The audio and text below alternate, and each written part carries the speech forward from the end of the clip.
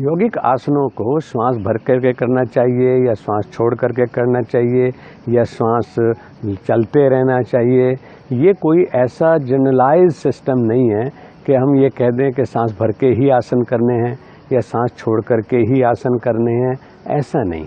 ये देखना होता है कि किस आसन का हम क्या लाभ लेना चाहते हैं, क्योंकि आसन का जो लाभ है वो है स्थैर्यम, आरोग्यम, अंग लाघवम। हमारा शरीर जो है स्थिर हो, सुडौल हो, ताकतवर हो, खूबसूरत हो, है ना, और आरोग्य से समृद्ध हो, और अंग जो है हमारे सुंदर होने चाहिए।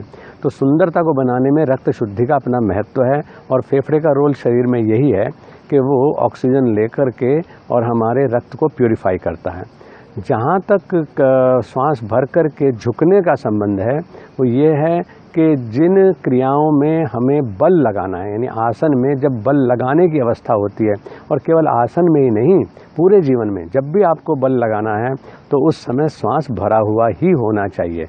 और कुछ लोग तुलना कर देते हैं फेफड़े की गुब्बारों के साथ, तो आसनों में हम फेफड़े को तो मोड़ते तरोड़ते नहीं हैं, उसमें जो मूवमेंट है वो स्पाइन से है या ट्विस्टिंग मूवमेंट्स हैं, तो आपका स्केलेटन ट्विस्ट करता है, आपके मसल्स ट्विस्ट करते हैं, आपके मसल्स बेंड करते हैं, आपके मसल्स कंट्रैक्ट करते हैं।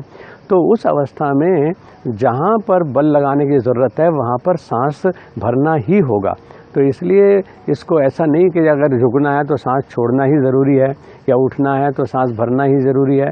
बहुत बार झुकने की अवस्था में भी हमें बल लगाना होता है, पीछे की तरफ हम झुक रहे हैं, तो उस अवस्था में हमें शरीर को में जो प्रतिरोधक शक्ति है उसका इस्तेमाल करना होता है। तो उस अवस्था में कुंभक करके, और फिर ख़ास तौर से जो ट्विस्टिंग मूवमेंट्स भी हैं, अगर हम श्वास भर करके ट्विस्टिंग मूवमेंट करते हैं स्पाइन के, तो स्वाभाविक है कि आम आदमी का जो, जैसे मान लिया चेस्ट है आपकी 40 इंच की है, तो जब आप कुंभक कर लेंगे तो वो 44 इंच की हो जाएगी, 3 इंच 4 इंच एक्सपेंशन हम कर सकते हैं प्राणायाम करने वाले लोग। तो जो रेंज ऑफ मूवमेंट है वो बढ़ जाती है श्वास के कुंभक करने से। जब कुंभक करके हम रेंज ऑफ मूवमेंट बढ़ा करके व्यायाम लेंगे यानी क्रिया करेंगे, तो उससे स्वाभाविक है कि हमारे मसल्स को ज़्यादा काम करना पड़ेगा, और जब ज़्यादा काम करने पड़ेगा तो टिश्यूज़ का जो रिकवरी प्रोसेस है वो भी ज़्यादा बेहतर होगा और शरीर का स्वास्थ्य ज़्यादा अच्छा रहेगा। मोटा सा सिद्धांत लगाइए कि जब भी बल लगाना है तो श्वास भरना है, और जब विश्रांति की अवस्था में है तब सहज श्वास लेना है। I hope you found this video helpful. Subscribe to this channel and stay connected to us. You can also like, comment, share and send your feedback. You can also join us at Facebook, Twitter and Instagram. Stay healthy and happy.